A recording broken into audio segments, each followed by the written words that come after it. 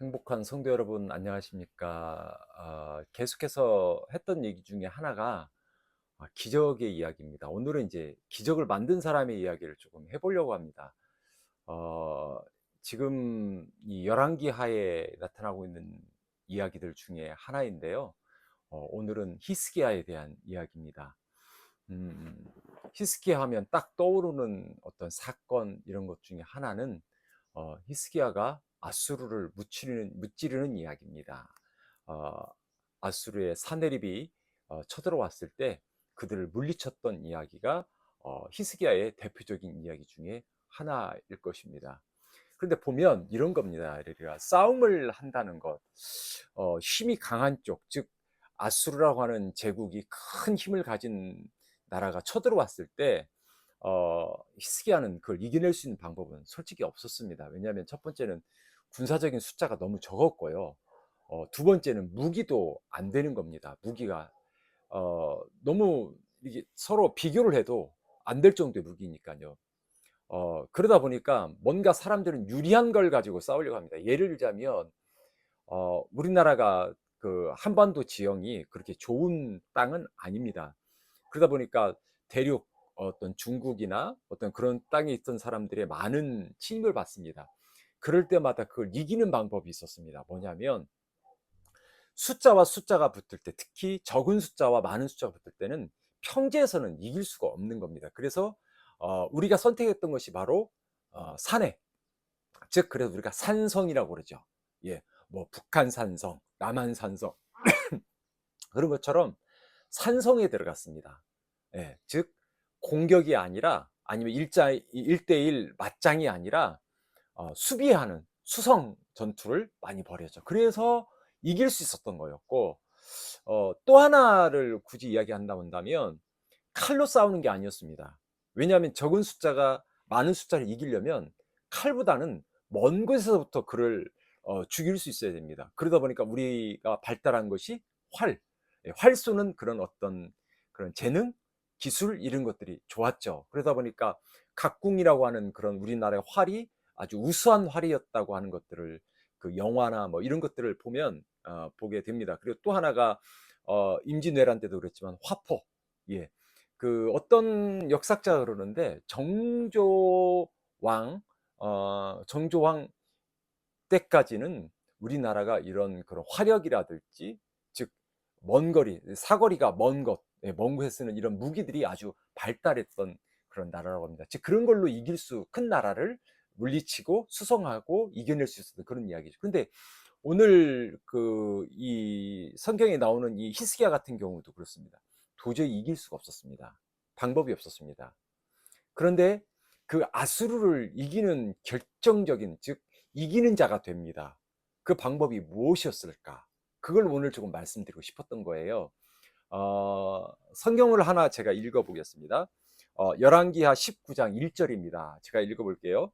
히스기야 왕이 듣고 그 옷을 찢고 굵은 배를 두르고 여호와의 전에 들어가서, 이렇게 성경 기록하고 있습니다. 무슨 말입니까? 히스기야가 어, 쳐들어왔던 아수르를 이길 수 있는 방법이 없다는 걸 알게 됩니다.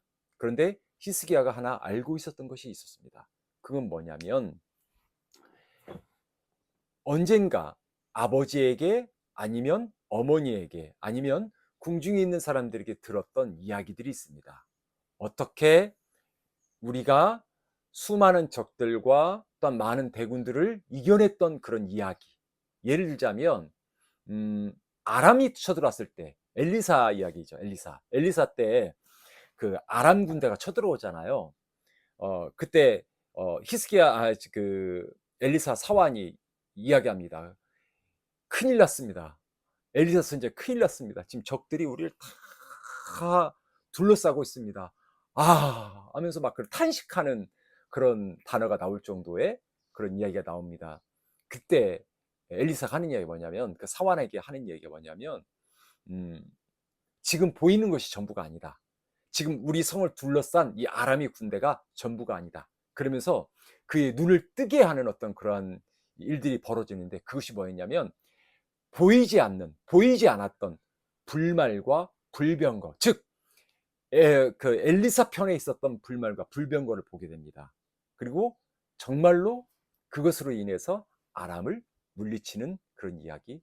히스기야가 아마도 그 이야기를 알고 있지 않았을까? 저는 그런 생각이 들어요. 그래서 그런지 더더욱 히스기야는 달려갑니다. 어디로? 성전으로 달려갑니다. 오늘로 이야기하면 쉽게 말하면 예배당으로 달려온 겁니다. 그리고 자신의 옷을 찢습니다. 옷을 벗습니다. 그리고 하얀 옷을 입습니다. 이것은 단순하게 옷을 찢는 혈기를 이야기하는 게 아닙니다. 하얀 옷을 입는다는 것은 우리가 희다라는 것은 어떤 항복의 의미잖아요. 그런데 여기에서 굵은 흰 옷을 입었다는 것은 저는 이렇게 표현하고 있습니다. 히스기야는 이제 믿을 곳이 하나님밖에 없다. 그래서 하나님 앞에 모든 걸 맡기기 위해서 자신의 모든 걸 내려놓고 왕이라는 위치조차도 다 내려놓는다는 의미에서 그 흰 옷을 입고 기도하지 않았을까 생각이 듭니다. 그리고 또 하나가 있습니다. 히스기야는 이사야 선지자에게 편지를 보냅니다. 상황을 전합니다. 그리고 이사야 선지자에게 기도를 요청합니다. 아수르의 사네립의 군대가 쳐들어왔습니다. 성을 둘러쌌습니다. 이겨낼 방법이 없었습니다. 그는 성전으로 올라갔습니다. 굵은 베옷을 입고 엎드려 하나님 앞에 기도합니다. 정말 놀라운 일이 이제 벌어집니다. 정말 생각지 못한 기적이 일어납니다. 성경은 이 아수르의 군대가 쳐들어왔던 그 군대가 죽은 사람의 숫자를 18만 5천이라고 말합니다. 제가 한번 말씀을 하나 읽어볼게요. 19장 35절입니다. 이 밤에 여호와의 사자가 나와서 아수르 진영에서 선 군사 18만 5천 명을 친지라. 아침에 일찍이 일어나 보니 다 송장이 되었더라. 이렇게 나오고 있습니다. 즉 무슨 말이냐면 여호와의 사자가 그들과 싸우기 시작한 것이었습니다. 히스기야의 군대가 아니었습니다. 히스기야가 보유하고 있는 칼과 창으로 싸운 게 아니었습니다. 여호와의 사자가 나타나서 그 아수르 군대와 싸웁니다. 아침부터 싸우기 시작합니다. 그런데 보니 어느덧 그들의 송장이, 성경은 송장이라고 나오잖아요. 죽은 사람의 몸뚱이를 우리가 송장이라고 말하지 않습니까? 그게 18만 5천입니다. 어마어마한 숫자였던 거죠. 히스기야는 이긴 자가 됩니다. 승리자가 됩니다. 그래서 오늘 여러분이 하고 싶었던 이긴 자가 누구일까? 바로 히스기야. 그는 왜 이긴 자가 된 것일까요? 그건 다름이 아니었습니다. 자신의 연약함을 알고 있었습니다. 자신의 부족함을 알고 있었습니다. 그리고 그가 찾은 것은 하나님이었습니다. 여호와였습니다. 무슨 말일까요? 나는 비록 약하지만 강한 자 되시고 또한 우주 만물을 창조하시며 생사화복을 주관하시는 하나님. 이 전쟁은 내 손에 달린 게 아니라 주님의 손에 달려있다. 그래서 그 기적을 일으키시는 하나님을 이 히스기야는 찾은 거였습니다. 오늘 하루를 시작하는 사랑하는 여러분, 우리가 생각지도 못할 때 아수르의 사네립의 18만 5천과 같은 어마어마한 일들이 우리에게 다가올 수 있습니다. 그럴 때입니다. 여러분, 감당할 수 없는 그 군사력, 그 무기 어떻게 우리가 이겨낼 수 있을까요? 그것은 다름이 아니라 히스기야와 같은 사람이 되면 됩니다.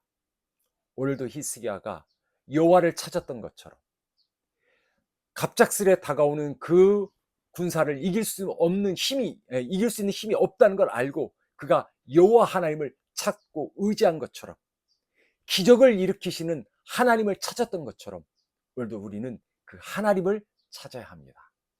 내가 아는 사람을 찾지 마시고 내가 알고 있는 힘을 찾지 마시고 오늘도 내게 힘을 주시고 내게 능력을 주시는 여호와 하나님을 찾으시기 바랍니다. 그리고 하나님 앞에 기도하십시오. 주님의 이름을 부르십시오. 그때 하나님께서 이 전쟁을 이기게 해 주실 줄로 믿습니다. 즉 무슨 말이냐? 하나님이 이 기적을 일으키는 이 일에 하나님이 간섭하신 것입니다. 하나님이 들어오신 것입니다. 내 삶에, 내 인생 가운데 하나님이 간섭하시면, 하나님이 일하시면 우리는 이기는 자가 됩니다.